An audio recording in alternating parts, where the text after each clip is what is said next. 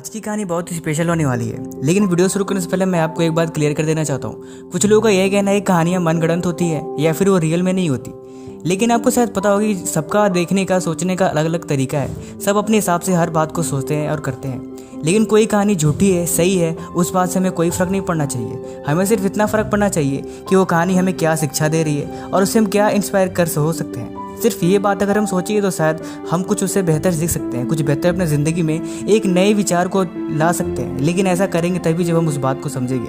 कहने को तो मूवियाँ भी जो आप हॉलीवुड बॉलीवुड में देखते हो वो सब एक इमेजिनेशन होती है, लेकिन हर मूवी के पीछे, हर कहानी के पीछे एक मैसेज होता है। अगर आप उस मैसेज को देखोगे तो आपके लिए एक बेहतर बात होगी, लेकिन आप सिर्फ उसका एक बेसिक देखोगे तो आप कहीं की नहीं रह जाओगे। इसीलिए ज़िंदगी का नज़रिया बदलो, बाकी ज़िंदगी आपके हाथ में है। तो चलिए कहानी शुरू करते हैं। आज की कहानी बहुत इंस्पायर होने वाली है आपके लिए, इसीलिए इस बात को आप अच्छे से रियलाइज़ करिए, क्योंकि ये कहानी बहुत ही इंटरेस्टिंग है और इसका एक एक लाइन ना काफ़ी आपके लिए मज़ेदार होने वाला है। ये कहानी एक ऐसी लड़की की जो गांव में रहती है और वो काफ़ी गरीब है, और वो इतना गरीब होती है कि वो उसके पापा भी अंधे होते हैं और वो अपने पापा के साथ गाँव में रहती है। उसके पापा गौरी के साथ साथ भीख मांगते थे, गलियों में जा के लोग उसे कुछ देते थे खाने के लिए, तब जाके शायद बात बनती थी। गौरी पापा के अंधे होने की वजह से कोई उनको काम पे भी रखता था, क्योंकि काम पे जब उन्हें दिखाई नहीं देगा तो काम पे कौन रखेगा। गौरी उनके साथ साथ चलती थी, वो भीख मांग के अपना गुजारा बसर करते थे। कुछ दिन ऐसे गांव में महामारी सी फैल गई, इतनी महामारी हो गई कि लोग एक दूसरे से मिलना जुलना या फिर छूना पसंद नहीं करते थे। लेकिन गौरी बगल के पड़ोस में जाती थी, उसे पढ़ने का बहुत शौक था, लेकिन वो बगल के जाती थी, एक लड़का था आंटी का, उनके साथ बैठ के पढ़ती थी।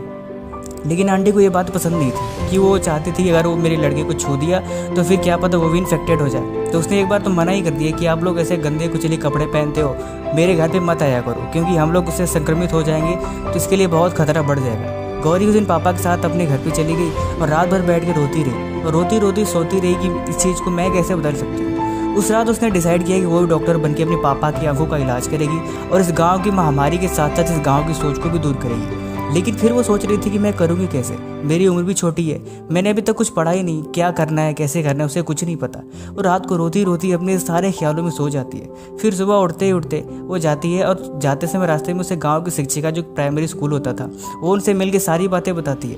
वो बहुत अच्छी औरत थी, उसने उनकी मदद की और उनका दाखिला, छोटी सी लड़की का दाखिला स्कूल में करवा दिया। गौरी को मन लगा के पढ़ाई करती थी और पढ़ाई करके कि हर साल नंबर अच्छे लाती थी। ऐसे करते करते उसने आगे तक की पढ़ाई करी और साथ को जब सुबह आती थी वो तो सुबह आते हुए टोकरी में ले जाके खिलौने बेच बेच के पैसे गुजारा करती थी। एक दिन वकल वाली आंटी ने कहा, गौरी तो ऐसा कर कि मेरे बाथरूम साफ कर दे, मैं तुझे कुछ पैसे दे देती हूँ। गौरी बड़ी खुश हुई क्योंकि उसे कुछ पैसे मिलने वाले थे। वो खिलौने बेचने के साथ साथ कुछ बाहर से भी कुछ इनकम का सोर्स पाके बहुत खुश थी। उस दिन उसने उनके बाथरूम को साफ किया और कुछ पैसे लेके चलती बनी। ऐसे कर करके वो जिंदगी दिन भर अपने खिलौने बेचती, शाम को खूब सारा पढ़ाई करती। ऐसे करके ज़िंदगी चलती गई। उसे हर साल अच्छे अच्छे नंबर लाके पास होती गई। एक दिन गौरी ने इंटरमीडिएट की परीक्षा भी पास करी। फिर ऐसे करके वो गांव की शिक्षिका उसकी हर बात पे मदद करती थी, क्योंकि वो पढ़ने में काफ़ी होशियार और समझदार लड़की थी।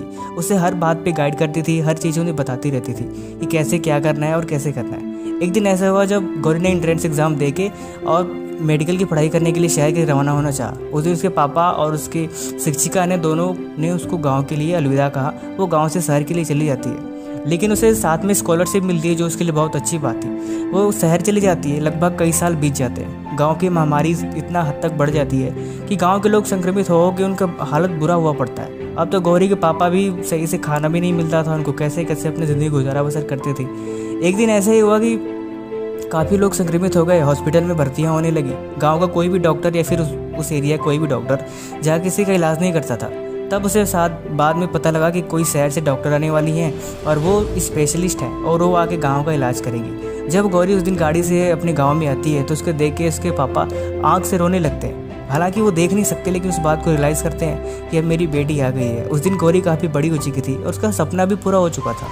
लेकिन सपना के पूरा करने के साथ साथ उसके अंदर की जो काबिलियत, उसके अंदर एक जो लगन थी, वो चीज़ हमें अगर देख जाए तो वो हमारे लिए काफ़ी बेहतर बात होगी। उस दिन उस गौरी ने अपने पापा की आंखों का इलाज करके उस गांव के हर एक मरीज के लिए एक हॉस्पिटल भी खोल दिया और हॉस्पिटल खोलने के साथ साथ उन सबकी सेवा करके उनके आज वो गांव की सबसे प्यारी और दुलारी लड़की थी, क्योंकि गांव में सब उसकी इज्जत करते थे, सब उसे चाहते थे।